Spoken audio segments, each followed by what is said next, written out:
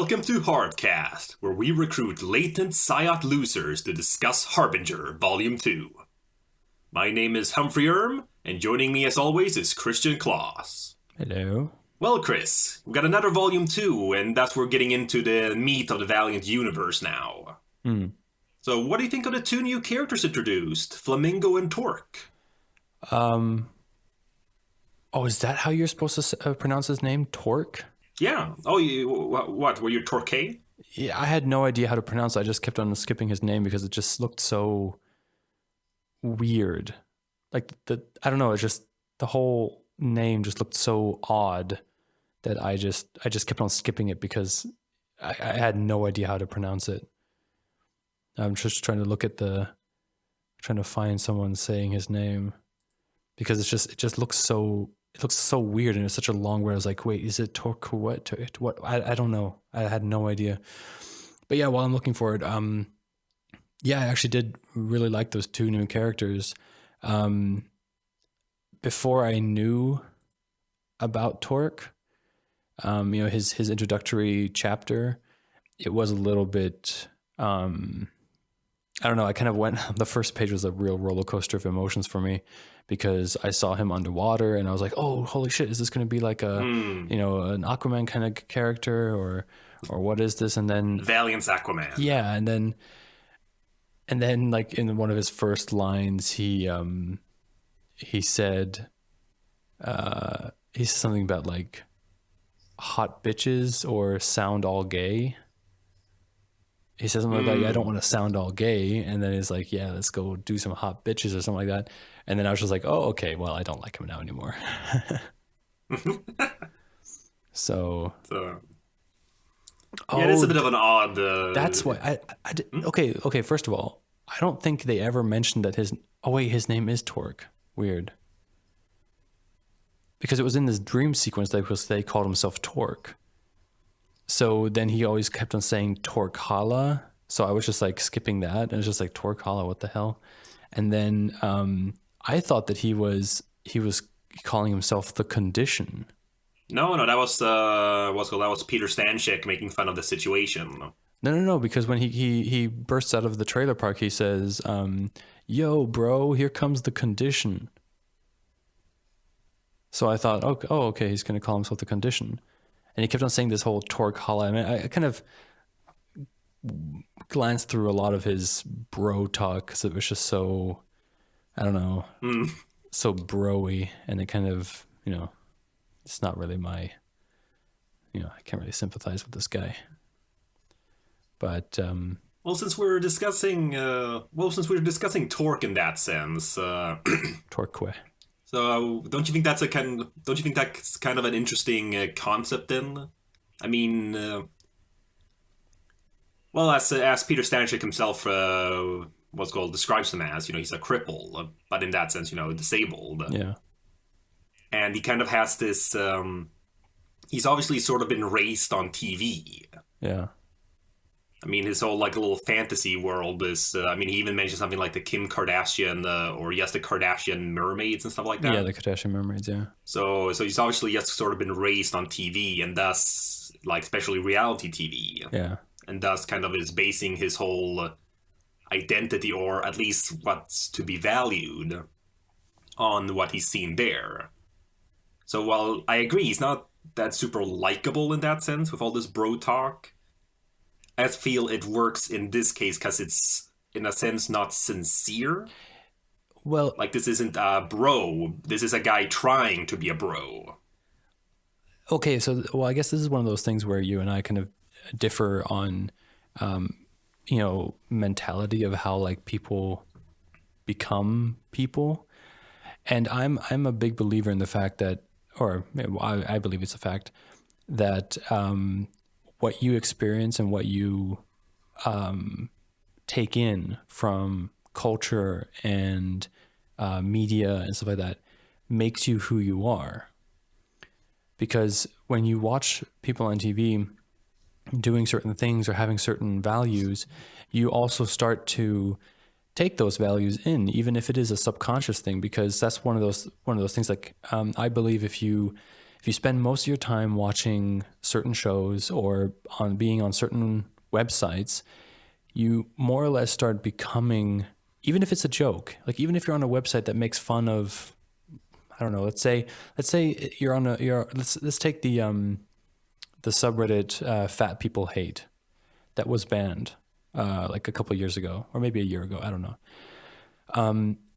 The idea there is that even if people go in there and make it a joke, like they go in there and just rip on fat people as a joke, they don't really believe that fat people are like the bane of existence and stuff like that.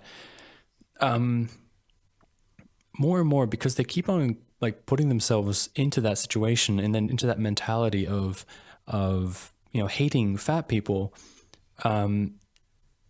more and more it will become an automatic reaction.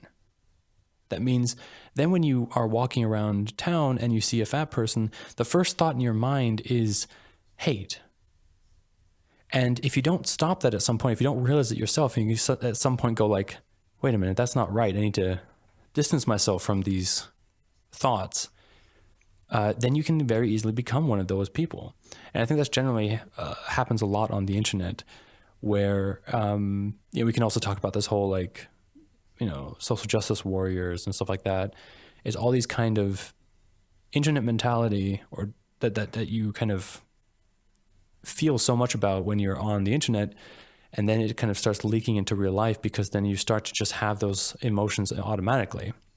And I believe this is the same thing with Torque, is that he's seen this and he believes that this is how the world is. This is how he is supposed to react or act in order to take, to paraphrase, to get the bitches.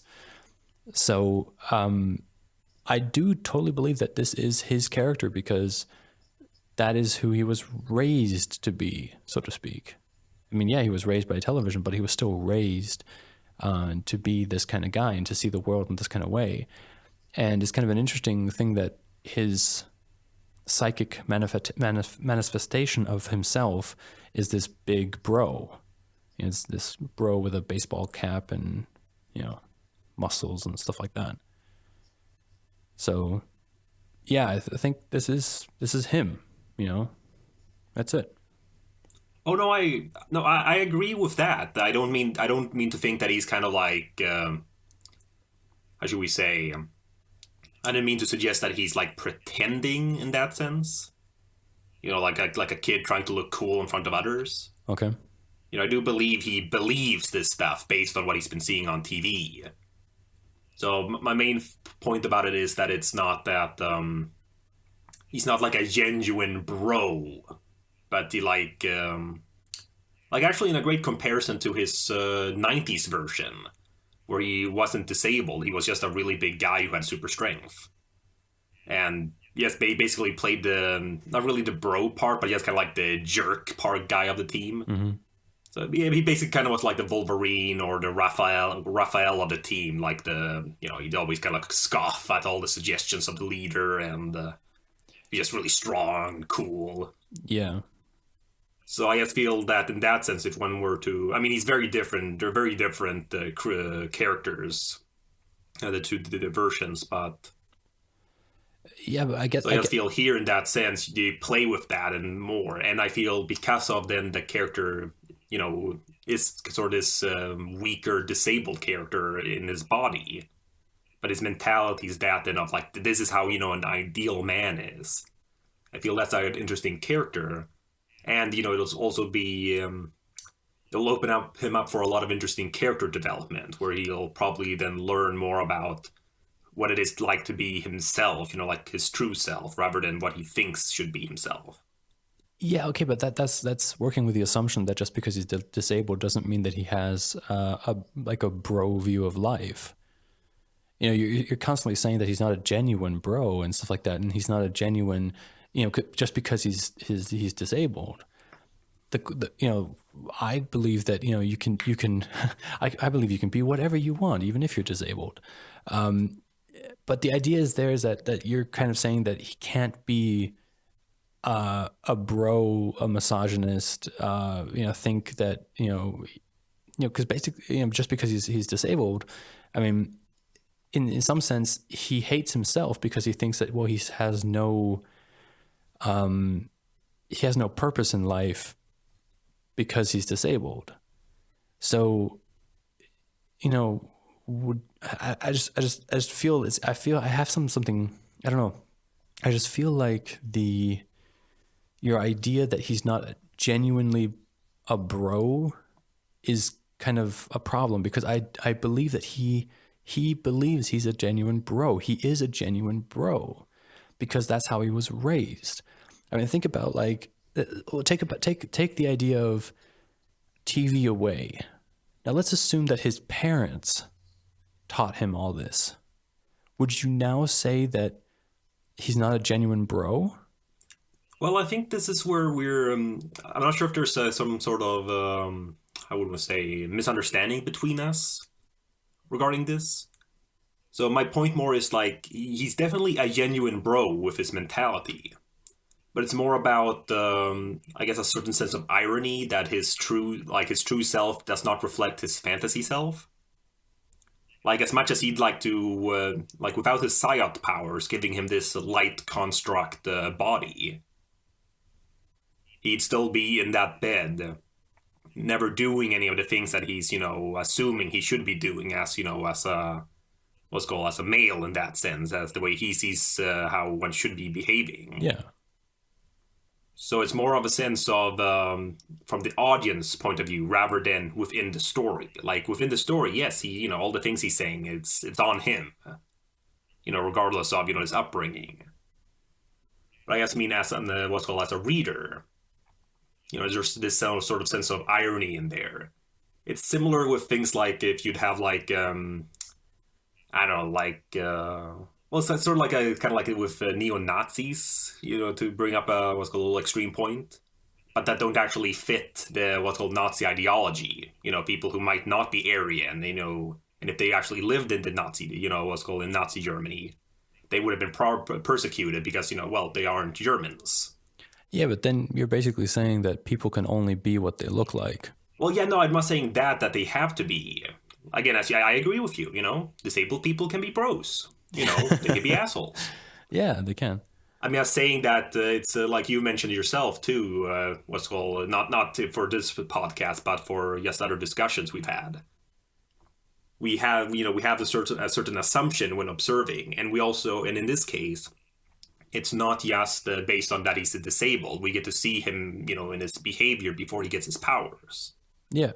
We get to even see him in his behavior before we even meet him. Right, with the Torkala view, yeah. Yeah, we see that before we even see him, so we don't even know who this guy is. We don't even know he's disabled. We just know he's a jerk. Exactly. And again, I just feel that's what's called a contrast thing.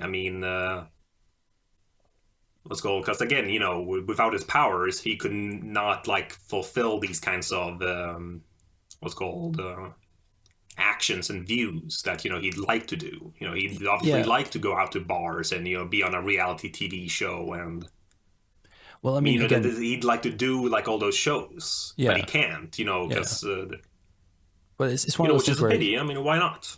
Yeah, exactly. But that's one of those things is that it's for the reader, it is ironic. It's ironic to see that there's a man who is disabled, who is weak, who can't move, have these fantasies. Obviously, I'm pretty sure that most people in his situation would have these fantasies.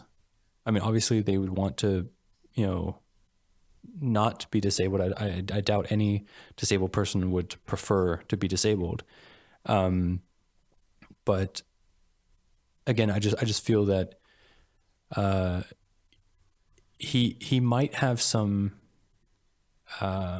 character development later, that he might become more sensitive or whatever, but I think it's wrong to say that this reality, or that his characteristics are fabricated. Well, no, I agree. I think that's where we agree. He definitely believes all the things. He's not he's not the guy like, yeah, guys, let's go get those bitches. Am I right? Yeah, exactly. He's definitely not that. He is genuinely dude, let's go downtown, pick up some bitches, go clubbing. And I mean, obviously, He's genuine in that sense. I'm yeah, just saying he's not who you'd assume to be like that. no, and we also see But that all right, I mean, it's he does have a caring side too. I mean, we see that in the Torkala side story where he sees himself as the disabled person while he's lying on the floor, and he kind of like puts him into his star insides. I don't know how I would explain it, but the way he says, like, he just says, come on, little man, I'll take care of you. That's a nice sentiment. It's you kind of now know, okay, this character is someone who will take care of people that he cares about. And, I don't think we really... In this case, himself. Yeah, in this case himself, but we don't really see it that much in the comic so far. We don't see much of him, like, specifically saving other people. He is, indirectly saving other people by just defeating, like, taking down a helicopter and stuff like that.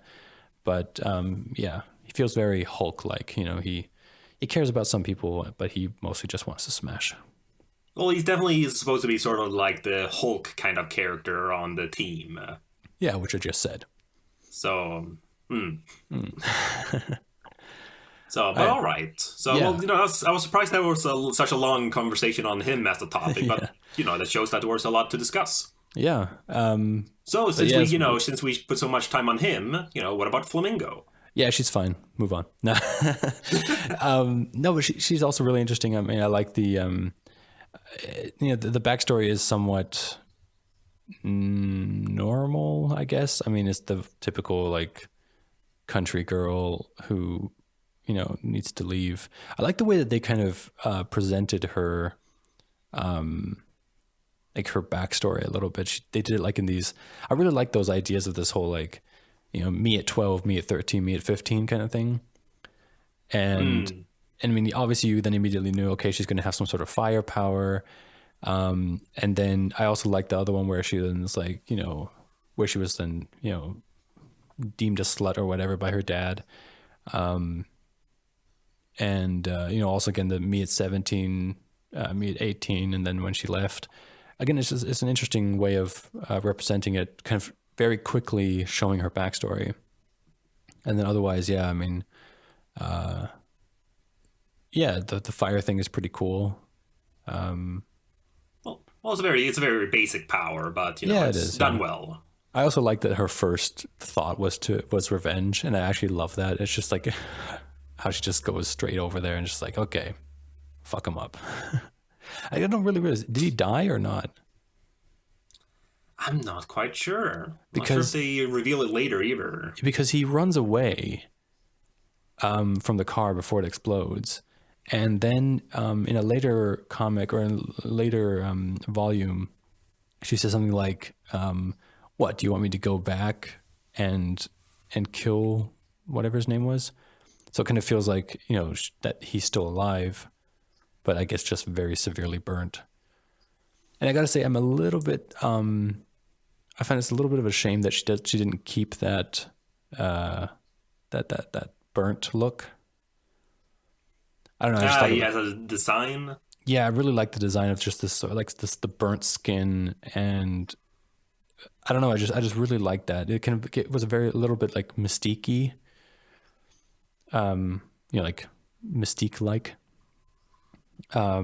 But yeah, I kind of like the idea that this, or also again the irony in the sense of like this beautiful woman who then has a scarred face. But then again, of course, in the next panel, she doesn't have it, or the next comic, she doesn't have it anymore. And well, she mentioned it's sort of just like a layer when she like goes full like flame on. Yeah, and then she gets like this shard layer that washes off, and she was like even smoother than before. Yeah. No, I agree in that sense. It's I was actually kind of thinking a bit of the Fantastic Four parody on the Venture Bros, because there they kind of made fun of the idea that everyone except Mr. Fantastic has kind of like awful powers. And in the sense of like, sure, she'd get these powers, but she'd be like a freak. She goes from being a beautiful woman to this like burnt husk of a woman with fire powers. Mm-hmm. And similar then to Torque, you could say, there's a certain it's always hard to tell if it's like an irony or just like interesting coincidence. No, I think in this sense it is irony. Okay, well, either way, but I mean, it is ironic that the disabled man is the strong man of the group. all right. Well, either way. So, but that's definitely something that could have been interesting. But again, we want to kind of keep a recognizable look for the characters, and so nothing wrong with little eye candy on the team. So, I was one very thing interesting. I gotta say, I thought it was very interesting that that there were, that when they got the group together, there were more women on the team than men. I mean, there still is. It's 3-2 right now, which I thought was great. Yeah. Also, even then, I just realized that also on the Bloodshot team, there's also 2 women to 1 man, which again, it's great. I love seeing that, but it's just, usually it's the exact other way around. It's usually the 2 guys and the 1 girl. Or then you have the 3 guys and the 2 girls, or even 4 guys and 1 girl, just so it's not a sausage fest.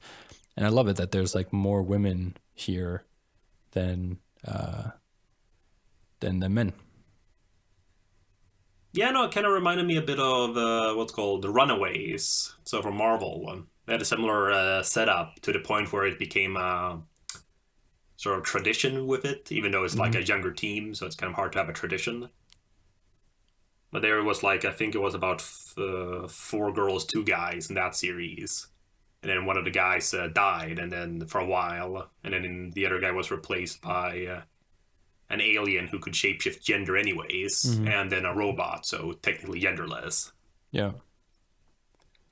So, no, it's an interesting thing. Though I have to ask Chris, how come in all of those examples we had here, the leader was male? Like the main character? Oh. Baby steps. I don't know. And honestly, to be honest, how long are we going to have these baby steps? Yeah, well, honestly, I'm not entirely sure if Peter is the leader in this team. Oh, is that a nice segue to Chris? Yes, it is a nice segue to Chris, because I started to really like her in this in her volume, because I also thought the pacing was really nice in these first couple of volumes. They introduced a new character in every volume, and it kept going. It was like very speedy. It was like there was no lag in between. There was no like down slope or something like that where you just kind of like, okay, it's let's finish this chapter so something interesting can happen again. It was really interesting, and in the 6th chapter, we got to know Chris a little bit better, and she turned out to be a really interesting character. I mean, obviously she has the tragic backstory, and then, or tragic, I mean, it wasn't as tragic as a lot of the other backstories, but still, enough for her to hate the world. It's more normal story. Well, yeah, it's more of a normal kind of a backstory, which I think works, because she's the normal one on the team. Right, and I mean, I still, when I opened up the comic, I gotta say, when I opened up this volume, I was kind of dreading it, because I don't really like this book or these characters. Just because it's just, I guess my problem was that because we focus so much on Peter, on his, whiny little self, that I just kind of didn't want to continue hearing him whine about everything. And then the first volume of this collection started off with Chris whining about everything. And I was just like, oh, God damn, is this going to be the... They're teenagers, Chris. I know, but I guess one of my I think my biggest problem with this comic is that I was one of them. Like, when I was that age, I was the exact same. I was, I mean, I hate the fact that there's that memories thing on Facebook, because every day I go into it and start deleting old posts because they are so goddamn melodramatic and so like stupidly depressing and trying to be smart and trying to be all tortured, and then I start reading these comics, and then they say stuff that I've already posted as Facebook posts like 10 years ago, and I just got like, oh God, this is like such cringing moments for me. But then, as I read through that volume a little bit more, it felt that issue more. It felt better. She felt more interesting. She showed some qualities that were really good. She was really smart. She even tricked Harada, I think his name is. Harada? Yeah. Yeah, Harada. She even tricked him. That was a really impressive thing. You know, she got her parents to safety. At least we think they're safe. So it's all really good. And again, you know, when she did steal from the bank, she did it, you know, for good reasons, not just to, you know, get rich, but she wanted to, you know, even in that sense, you know, yeah, she did bad things, but, you know, it was for a good reason. So I kind of really Well, liked it's her. like she said, it wasn't even the people's money. You know, it wasn't going to trickle down. Yeah, exactly. And interestingly enough, it's when she then, you know, gets to Peter and he's all pathetic and weak and wants to like, oh, kill me, and it's just, oh, God, I hated that so much. But the fact that she then took control and she was just, you know, pushing forward and saying that, no, I'm not going to let my situation dictate my life. I'm going to take control. And the one way to do this is to take control of Peter and just kind of, you know, make him do what he needs to do in order to make the world a better place and blah, blah, blah, and that kind of stuff. And that made her a really interesting character because, yeah, she actually was taking control of her life, unlike Peter, it feels, is just along for the ride. You know, yeah, he has the strongest power. He has the power to do all this stuff.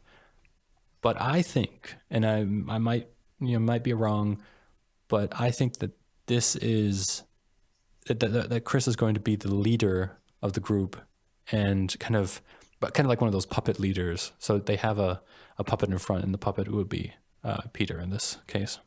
Well, I always saw, again, I mean, you know, we have a team of superpowered characters, and then we had the normal one. And I was thinking of characters like, well, actually, now that I'm looking at my note, this isn't actually correct and kind of mean to the character. But I was thinking Mati from Captain Planet, but I realized, you know, he did have a power. Well, think about Sokka from that was the second one. That was the second one I had as well. She's basically the Sokka of the team, and it definitely sounds from how you reacted to her that, you know, she definitely pulls her weight, because that's usually the issue with having a normal character on a superpower team. Yeah. You know, they'll often. I mean, I don't think they'll have a story like this, and not just because I've read ahead. But her character and the way the scenario is set up, it doesn't feel like we're going to have a very special episode where she learns that she can be useful without having powers. Yeah, of course. But that's also interesting. No, but I mean, she obviously... Actually, this is a little tidbit that I wanted to talk to you about as well at some point, but it might be interesting to talk about it here. There's this, and I can cut this out if it's too much, but that there was a post on Reddit, I believe, a while ago, where they were talking about how important Sokka is to the Avatar team, and as proof, they used the attack where everyone attacked Azula at the same time, like all the powers, and you could see, if you kind of like slow down the whole clip and everything, you could see that the boomerang flies first and was about to hit Azula, but she blocked that first in order to block then the other stuff. And even then, in the one where she tricks the Avatar to like chase her, like her and it was Aang, Toph, and Sokka that were in there. Sokka was the one who understood the plan and told them to stop running after her. And then as soon as she got her powers back, instead of attacking the awesome metal bender or the Avatar, she attacked Sokka first, because she knew that he's the brain of the bunch, basically, and he would be the greatest loss to the team, so to speak. And I thought that's an interesting look at the character as well. And I do believe that that Chris is that character in this team. Oh, definitely. No, she definitely is if we're supposed to label that character as the Sokka, she definitely is. Yeah. So, all right. But and I then gotta say, another character. Yeah, well, I just got to say that yes? I do like, we've been, we got a little bit more information on Faith as well. Yeah, I was just going to bring up her now. Yeah. Yeah. Well, because it was just one of those things where, I actually wrote into my notes that, she was growing on me a little bit, but her need to be funny all the time was a little bit too much. Because A little she, forced. yeah, it's a little bit forced, and she always has a line. Like, she always has the small bubble, the small speech bubble that she, when someone says something and then she has the quick, like, quip back. It's just a small bubble on the bottom of this of the panel, and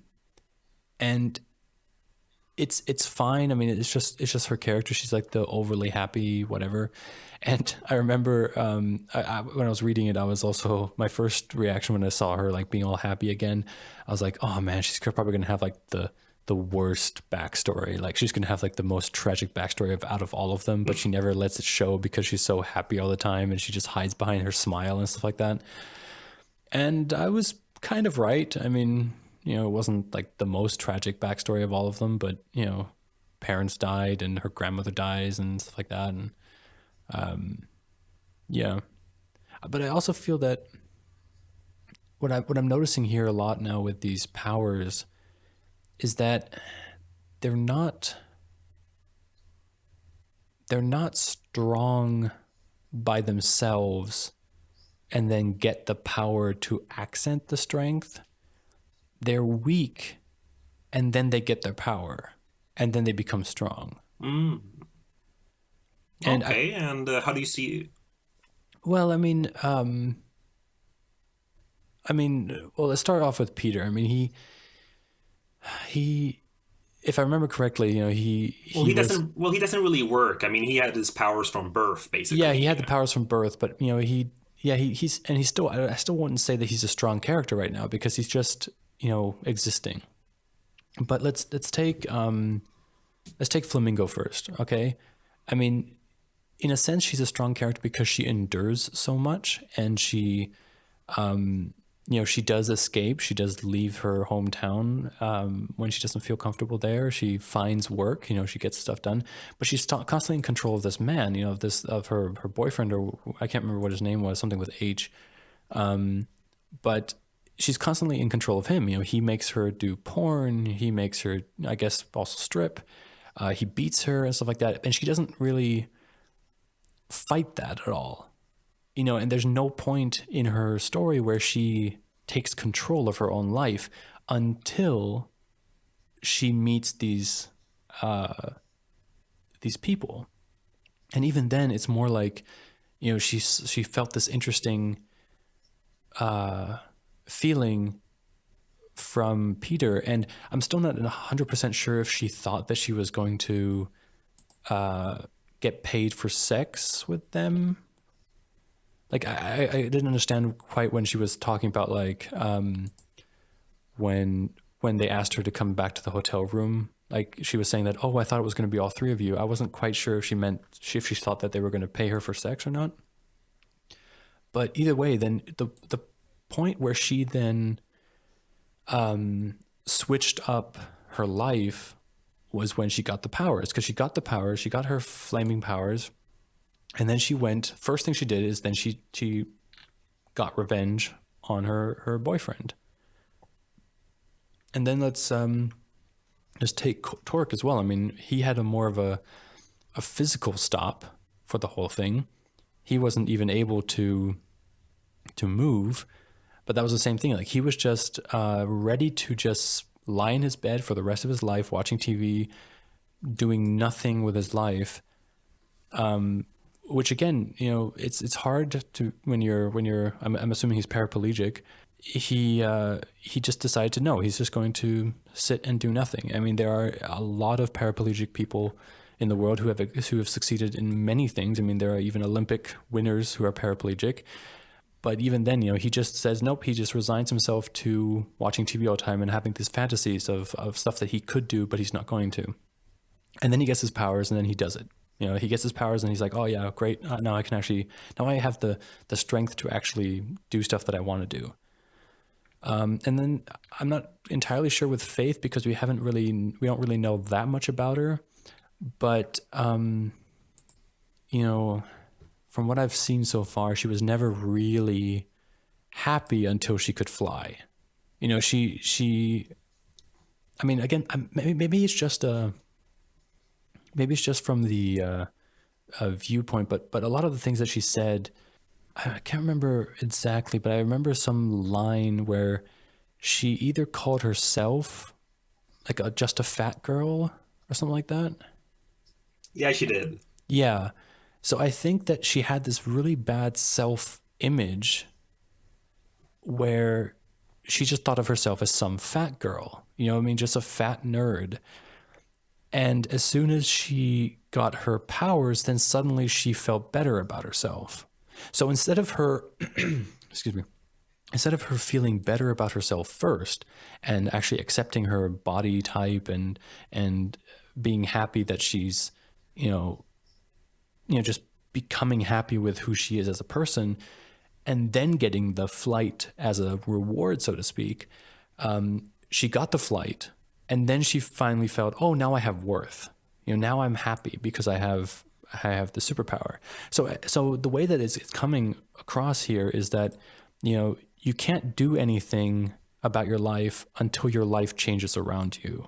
And I'm not really too happy about that mindset, because I love it when, a superhero or a hero proves that he's a hero before he gets the powers, and that's one of the reasons why I love Captain America so much, is because his character traits is what makes him a hero, not the muscles. The muscles are a means to be a hero, but it was his character traits that gave Erskine the thought to give him the serum in the first place. I mean, just like you can take the movie as a perfect thing, the colonel there is saying that, why don't we take this, the Hodgins, I guess his name was, and Erskine's first response was, no, he's a bully.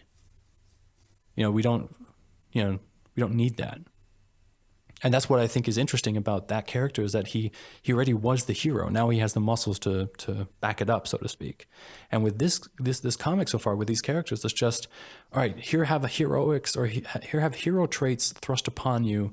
Now you can be a better person, instead of be a better person first, and now you get the powers. So yeah, that's my rant on that. Yeah, that was quite a rant. I didn't really feel there was an opportune moment to put in a point or anything. Because you have no points. What's called? Oh, I do. So, but I wanted to hear you finish up. No, but I agree in that sense, but I feel it works in this scenario because, again, it's basically from what Livewire, during the scene when Toyo Harada confronts her. As she mentions, he'll be going after the losers. Yeah. And I felt that's kind of the thing there. I mean, they weren't just losers in terms of, social standing or whatnot. Yeah. They weren't heroic characters. They weren't, as you said, we didn't see any shot of Faith doing something like really nice when she was like younger, or like, giving away comics to some kids, or, anything, no like token heroic action. Yeah. Same thing with Torque. We don't see anything about him maybe helping some other guy out or something, or, even, like I said, not even like a minor thing to show them that they are, good characters. Well, not good as in like good-natured characters. Yeah. But I feel that's what makes them, and, you will see with the next volume then, when they're actually gonna be a team, and not just from the necessity of them being attacked. Mm-hmm.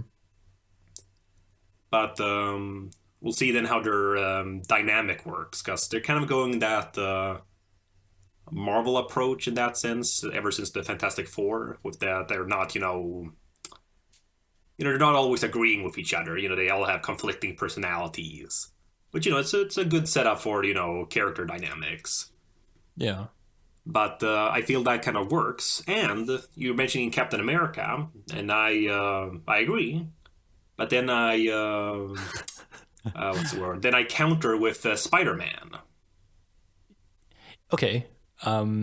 Yeah, but this is also, I was about to say the same thing with Fantastic Four. Fantastic Four and Spider-Man both had their powers thrust upon them, but the story with all these characters is not be a hero. It's about learn to be a hero. And this is what I mean is that you know, I'm not too well versed with the Spider-Man comic universe, but in the movies, let's take the first movie with Tobey Maguire. His first action after he got his superpowers was to hunt down the guy who killed his uncle. That's not no, it wasn't. What was the first one then? You know, to make some money so you could buy a car. Right. Oh yeah. But see, exactly there is exactly the thing. That's not a very heroic thing to do. And that's what I mean is that... I agree. Yeah, but that's the thing. Spider-Man's story is not about a heroic person who becomes a hero through his powers or whatever. It's about a loser who has to deal with his... Like, who didn't want powers. He didn't want to be a superhero. And that's the whole thing about, like, the whole... what's the line? With great power comes great responsibility. He got this power thrown on him, and now he has to deal with responsibility. With these characters in Harbinger, they don't have to deal with the responsibility, so to speak. They're doing what they want, and it seems like there's no consequence because they're constantly feeling like, oh no, we're the good guys because we're fighting against this corporation who's trying to push us down. Yeah, but again, I feel that was my similar opinions with the previous volume. I like that, you know, it's two sides, which, with no one really being a clear good or evil. Yeah. Like, it just really feels like two sides in conflict, and both have points. I mean, again, you know, Toei Harada has done a lot of good, as we've seen, with all his humanitarian work, and even though he wants to take over the world, he's really wants to do it in order to help people. And again, you know, it's not right, but it's not, again, like, now I'm gonna make everyone, you know, do exactly what I want. But it's more like, now no one's gonna go hungry, you know, now no one's gonna be in want of anything. Right. But of course, they have to do exactly as I say. Yeah. And same thing with the Renegades, as they're called. So what's called, they're, again, you know, they're fighting the good fight, but they themselves are not, what's called, paragons of virtue. I mean, again, you know, the main member, you know, Peter is, well, you know, based on what we saw in the first volume, a rapist. And a drug addict, and loser, and yeah, everything. Also, that's what I mean, it's a team of losers. Yeah, also that whole thing where he made that man get more in touch with his feminine side, and then he came out wearing a dress. That was weird. But even Chris even mentioned... and then having the... Well, yeah, exactly. I was going to bring up Chris there. And then had her with her sort of like Tumblr feminism there going, wow, I'm so torn on the ethics on that. Right. She's torn. Yeah. She's not like immediately... She's not fine at all with Peter manipulating her. You know, but making this stranger, you know, changing his entire worldview and mindset through, you know, magic in a sense. Yeah. She's kind of like, oh, is that okay? Yeah. Well, yeah. No, but it's, you know, just a fun, quick yoke before he gets killed off to give some more pathos to Torque. Yep. But again, I feel like, I don't know. I mean, maybe that's also the reason why I don't like Spider-Man that much anyways, because I feel that he's I wouldn't say he's a weak character, because he's, you know, it's really focusing on his troubles with dealing with being a superhero. You know, he makes, of course, all these funny jokes and stuff like that, but you know, at the core, he's troubled with his burden that he now has, and that's what makes Spider-Man as an interesting character. One of the reasons why I've never watched or I never really read any of the Fantastic Four books is because I'm just not interested in that at all. I guess just because I don't like the characters, because it's just these characters who got superpowers and now they have to fight against things that come, you know, they have to defend the world against universe or galaxy eating monsters or whatever he is. What's his name? Galactus. Galactus, yeah. Yeah. Okay. Yeah, that's the Korea. Yeah. Well, but that's like one of those things where, the characters that I do enjoy more have, I feel more interesting, maybe more interesting inside problems. Well, I wouldn't say problems, but just like, I'm kind of, I don't know what the word is, but it's just like, well, the whole thing with Captain America Internal is, conflict? yeah, internal conflict. That's right. They have a different internal conflict. I mean, or just a different, just like the whole thing with where Captain America is the hero already, and now he has the muscles to prove it or to actually enforce his ideology. And then someone like Aquaman, who has this internal struggle of fitting in somewhere. The whole idea of, is he Atlantean or is he a land dweller, and being torn between not being accepted in either of the areas, because I relate to that. That's just my personal thing. But with these characters, I have no character that I relate to yet, and no character that I find extremely interesting, because it's just people who got powers and now they're just doing what they want with those powers. Now the characters, it's like they're all just on a road, and at some point they get the powers to I don't know. It just feels like they're not earning it. They don't deserve the powers in that sense. If you know what I mean. I get that. It's careful. It's weird. It's weird.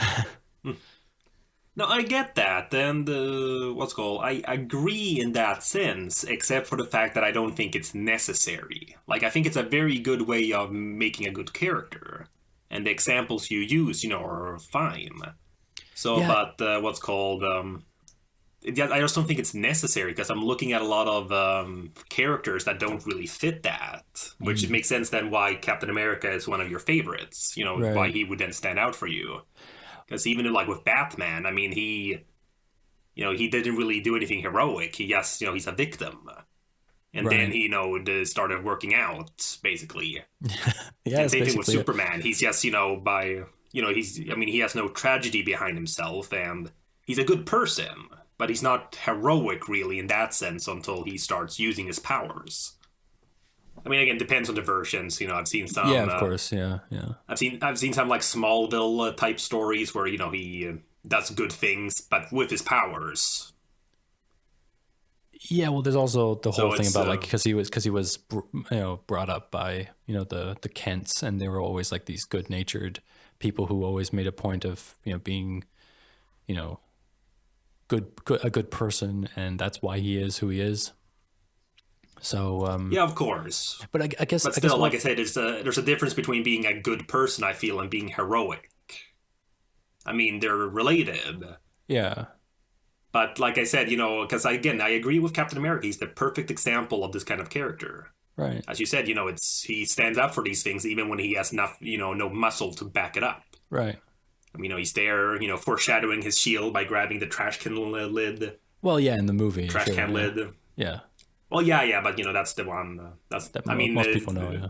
Well, I'm sure they've shown it in the later comics, but if you've ever read like the very first issue, I mean, we know nothing of Steve Rogers. I mean, it starts off in the operating room, or like. Yeah, of course. Yeah. So so there, of course, his origin story doesn't work at all with your thing. He's just an anonymous person who, yes, is weak, but we know nothing of his character. Right. Yeah. But I mean, that's what I think. I think I'm being a little bit biased here. And I don't know if this is like the accurate way of doing the podcast, because basically I'm just saying right now is like, I don't like these characters, and it doesn't mean that they're bad characters. It just means for me, I don't like these characters. So these characters could be good for other people. I mean, other people might like these characters, but just for me personally, I just don't like them. Yeah, okay, you do. So you're wrong. But I mean, I'm joking. But the idea is just that I don't know if I'm assuming this podcast is kind of like the idea of like what I think of these of this story, like because I'm being introduced to the Valiant universe, and I don't know if bias is supposed to be really part of it or not. But Well, I mean, there would be a bias already from my end. I mean, I've read true. ahead, so and that's also True. kind of tricky part, which I'm discovered as I've been rereading things. Because again, like with any kind of like long running series, you're kind of in the now with the current stuff, and Yeah. then you're kind of like, oh right, it started off like this, right? This he didn't have this character development yet, Right. and then Okay. it's hard to remember what your thoughts were from the beginning. Mm. Because I remember. Because you just remember everything being very fresh when I first read it, of course. And now rereading it, it doesn't feel as fresh. And that's, of course, it makes sense. Yeah. But then Yeah. it's hard to kind of remember my exact thoughts now because I've been, again, not tarnished with the future, what's called issues. But yeah, I know more in that sense. Right. Well, I mean, I mean, just it'd to be wrap, like reading wrap. Attack on Titan again from the beginning, and then Yeah. realizing that a lot of things were like, well, actually, there's way more to this than that. It's not a Right. simple Right. thing of okay, these creatures exist and they're fighting. Right. It's no, it's like a huge conspiracy thing. So Yeah. Yeah. Well, I mean, I guess the idea is just to say that these characters are, for me personally, I don't like these characters, but that doesn't mean, of course, that these characters are bad characters. I think that's So the yeah, right approach there. yeah. I mean, it's just I That's personally it. don't enjoy these characters because I feel that they aren't in control of their own story or their own destiny. But that's a different type of character there, and people, a character who just has to deal with it. They're happy that they got something, got a present, so to speak, and now they're going to do the best with the present that they can. Yeah, no, I think that's exactly. I was gonna say something similar as well. It's a little bit meaner. It's more about giving like a gun to a monkey. No, but in the sense of okay, here's a huge power to someone who really can't use it responsibly. Right. But that's And again, interesting. to It's me, interesting that's too. the dynamic I like. It's interesting too. I mean, I would totally want to watch what a monkey does with a gun. I mean, obviously, as Yeah, no, long that's as what I people mean. are To me, safe, but that's the still, whole thing here. yeah, Yeah, no, that's what I mean. That's the whole. That's what I think the setup is here, especially with, especially with our heroes in that sense, the renegades. yeah, As I said, and again, to me, that line Livewire gave is really that's why I in the intro here as well for the podcast, where we recruit latent Psyot losers. hmm So I like that. I like, and that's a theme I personally like. I like when the heroes, because you could argue, of course, that Captain America was a loser in that sense, but as you said, he was heroic anyways. It was just his body that couldn't keep up with his ideals. yeah, yeah, But here we have these kinds of again, we have like jerks, nerds, geeks, people who just aren't all that great, but they're trying something, and I've always enjoyed that. So characters who, and again, I mean, they're still attractive characters and stuff. So we're not going into these details. I Well, mean, in yeah, terms of visually, yeah, yeah. it's very rare for it to be someone truly ugly because we don't want to look at them. Well, that's yeah, yeah. The Hollywood ugly, so to speak. Exactly, the ugly Betty ugly. Ugh. Yeah, She's it was not it was ugly, so she's weird. just nerdy. Yeah, it was so weird because I kind of got that feeling that that Chris was a little bit jealous, or not jealous, but like envious of what's her Flamingo? name? Flamingo. Flamingo? Yeah, Yeah, I just can't because remember her real name. yeah, and I mean just the way that she was like talking to her when they were talking in the strip club. And then I just thought it was so weird when they were talking in the cafeteria, and she kind of leaned over to say that line, "We robbed a bank." It's on page 66 of the digital comic. Yeah, no, I remember. Yeah, and I felt like, wow, damn, she's really attractive. Like, holy crap. And I just feel like I think in the story wise, it's supposed to be that Chris is less attractive than Flamingo.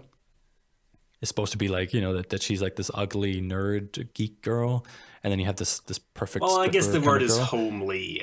Yeah, but I mean, I guess the word is homely. I mean, she's not making, she's not doing up her hair or putting on makeup. I'm guessing is the assumption. Yeah, but then but she does have Well, makeup Flamingo on. obviously being a stripper. Yeah, she obviously cares for her appearance, so that's Yeah. that's a character trait for her. Yeah, no, but still, I mean, I So, also but feel even that. but even like Faith, Yeah. Faith wasn't like a conventionally attractive character, Yeah. in terms of her body size. Yeah. But she's drawn very appealingly, I feel. Well, of course, yeah. So yeah, no, but I mean, it's I don't know, it's like a very, I mean, it depends on the artist. I mean, you Mm. notice for example with I believe it was the last issue they switched artists. Yes, it does, yeah. So immediately, I mean, of course we can recognize the characters, but still, immediately there's like she had a bit of a more rounder. She didn't really have as much of this like double chin kind of thing as she did Yeah. in the previous issues. Yeah. And again, And her- it's it all depends on the artists. Yeah, and her hair was more perfect. Like it was That's it was true, a very little more, it was, yeah, a it was little very more weighty. voluminous. Yeah, it was voluminous. All right. Man, we talked a lot So, about but, characters in this one.